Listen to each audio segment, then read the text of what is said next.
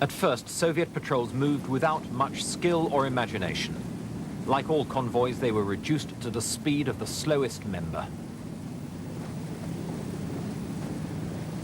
Rare pictures of the Soviet column reconnoitering the Panjshir graphically show the difficulties presented by the terrain and the easy targets these slow-moving convoys made for an ambush.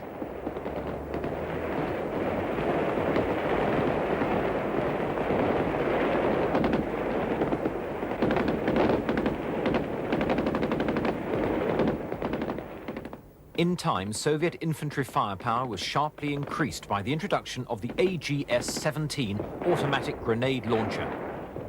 And though this ensured that as many as 10 rebels died for every soldier, their own toll was already sapping the Kremlin's resolve at home. But it was here that the Soviets met the rebel leader who most readily grasped the more advanced theories of guerrilla war, Ahmad Shah Massoud.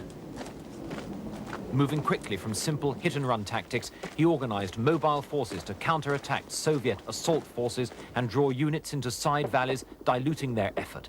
He observed their advance from high ground, ambushing them at bottlenecks that slowed the advancing columns, creating stationary targets.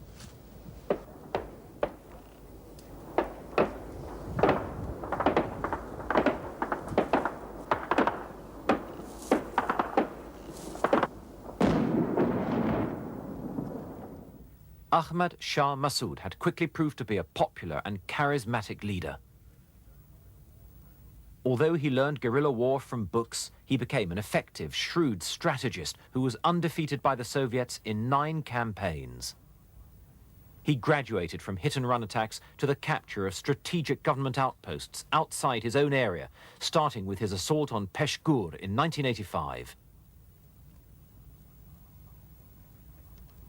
Such forts were defended by several hundred troops armed with howitzers and dug-in tanks and protected by minefields, sandbagged emplacements and barbed wire networks. Showing a mature grasp of tactics, his men outflanked the defenses before breaching them. Massoud's success stemmed from being one of only 2 rebel leaders who organized full-time, fully paid, properly trained guerrilla forces. Called motoraks, they were the resistance's first truly mobile units, allowing Massoud to concentrate forces against the most important garrisons and take them. Equally important, he established a unique esprit de corps, as a senior aide explained. Leadership is very important in a guerrilla warfare. He has become and proved to be a charismatic guerrilla leader of Afghans inside Afghanistan. He also shrewdly assessed Soviet strengths as well as their weaknesses.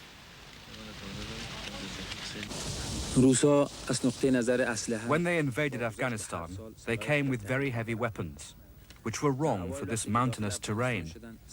But later, they began using helicopters and very light weapons. In my opinion, Russian tactics have improved each year. Now their forces are noticeably more mobile, but their morale is noticeably lower because a lot of Russians have been killed in Afghanistan.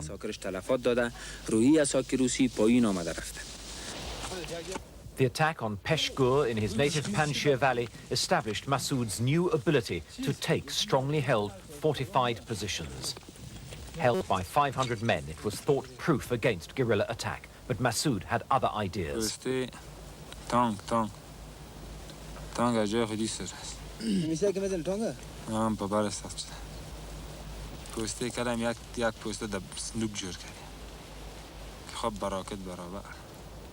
Massoud's well-organized attack, involving up to 500 mujahideen, went in at dusk to avoid the attentions of Soviet helicopter gunships.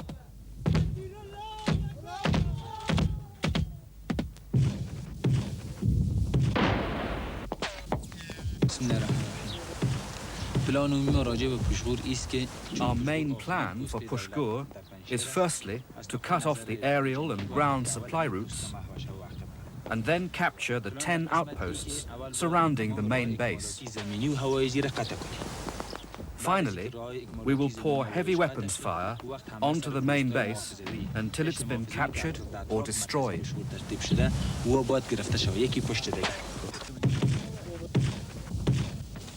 It was an exploit distinguished by skillful coordination of men using radios, by well-organized supporting firepower and surprise tactics.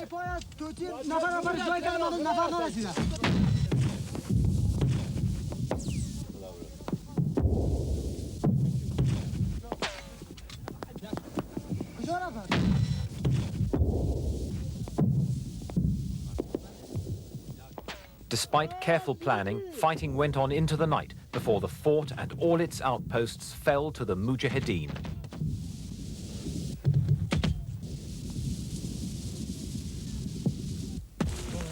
Massoud's prisoners included 110 officers and NCOs, but the most important, an Afghan chief of staff, had been killed in the fighting. Massoud, having made his point, abandoned the fort. After questioning, the officers were taken to a Mujahideen prison higher up the valley, but all died during the Soviets' counterattack, shot, it's believed, by their guards.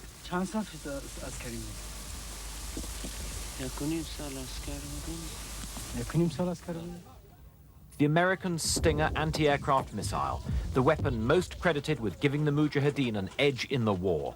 Just under 2 meters long, it weighs 17 kilos and, despite needing 136 hours training, the rebels soon mastered it.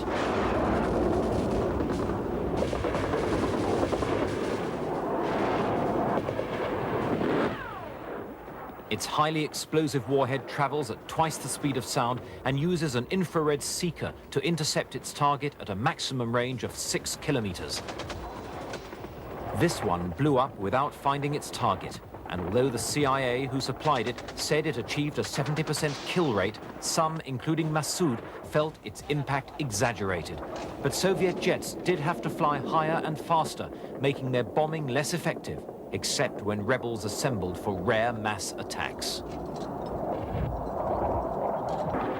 And helicopters took to low flying in valleys, realizing Stinger could not be fired downwards from the positions Mujahideen usually adopted.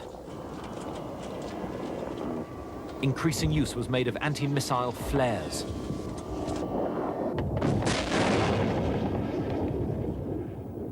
It meant that the Soviet and Afghan forces lost their ability to control the air, giving the Mujahideen far greater freedom of action. Increasing convoys of helicopters and aircraft that had been shot down bore witness to some Mujahideen successes. But it remains a fact that the Soviets lost their frontline strike aircraft at a lower rate than the Germans were doing in training.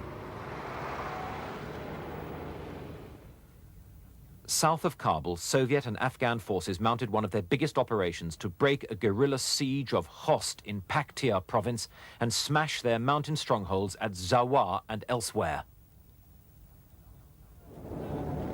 2,000 Soviet troops backed a 10,000-man Afghan army task force commanded by the Afghan General Staff. Having failed in a previous attempt to break resistance in that area, the government had decided to leave nothing to chance.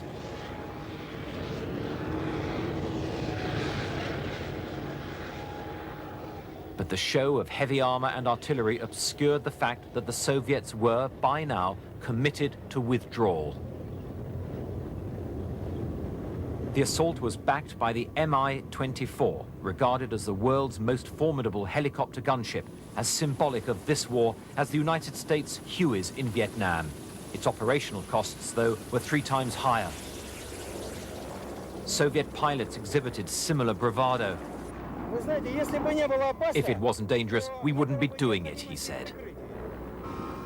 The brand new Sukhoi Su-25 Frogfoot, armed with cluster bombs and 57mm rockets, proved to be the Soviets' most effective ground attack jet. Sukhois and MiGs spearheaded the airstrikes against the guerrillas' mountain strongholds, flying from Russian border bases as well as Afghan airfields. Their flight paths took them over a landscape that was cold and forbidding, even in an Afghan spring. These mountainous areas were controlled by several guerrilla groups, headed by the fundamentalist Hezb-i Islami. Previous attempts to dislodge them had failed, lulling them into a false sense of impregnability. Increasingly heavy air attacks softened up the guerrillas' positions.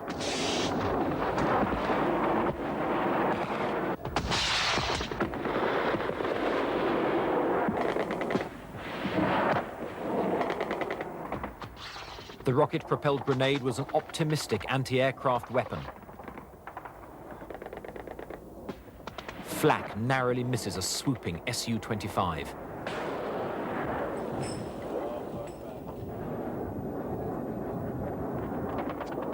Its parachute-retarded anti-personnel bombs seek their target.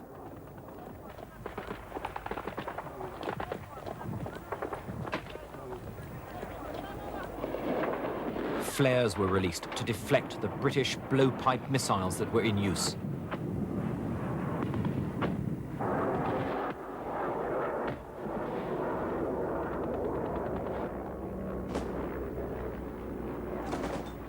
These Soviet-designed 12.7mm Dashika heavy machine guns were a favored anti-aircraft weapon. They claimed at least 3 helicopters and a fighter.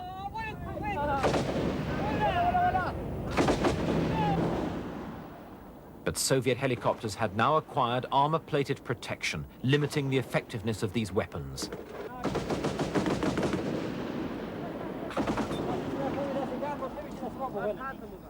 After days of constant use, anti-aircraft fire became increasingly inaccurate. The defenders had fired so many rounds that they had worn out their gun barrels. The Soviets said they destroyed over 250 Mujahideen fortifications in 3 weeks of bitter fighting. Fuel-air incendiaries were particularly effective. But Mujahideen supplies continued to reach hidden positions as the rebels regrouped. Some even received pre-prepared airline meals flown in from Saudi Arabia. The Mujahideen dug fresh networks of trenches and dugouts as others laid minefields out of sight of the new strongholds. The war's one set-piece battle had proved that they could be defeated, but their ability, like the Viet Cong, to regroup beyond national borders meant the Soviet and Afghan forces could not win an outright victory. By the winter of 1987, the Soviets were forced to move as Khost came under renewed siege. 40,000 people and an 8,000-strong garrison quickly ran short of food.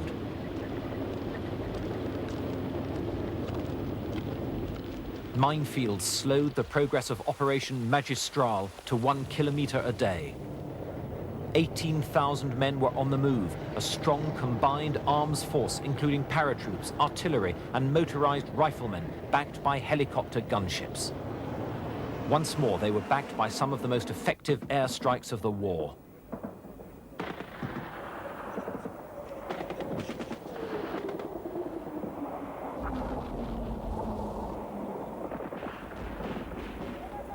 The sequence of bombs, then anti-missile flares, was by now routine.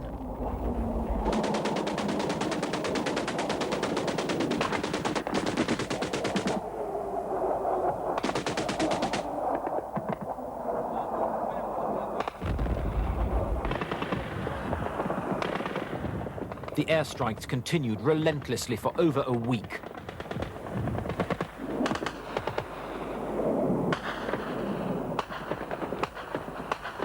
Some parachute-retarded cluster bombs mixed chemical and anti-personnel explosives.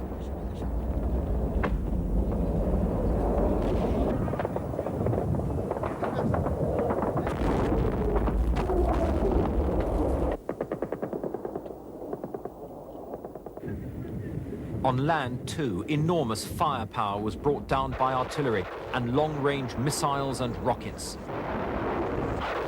But a journey that in peacetime would have taken 30 hours had already taken 32 days, further complicated by well-prepared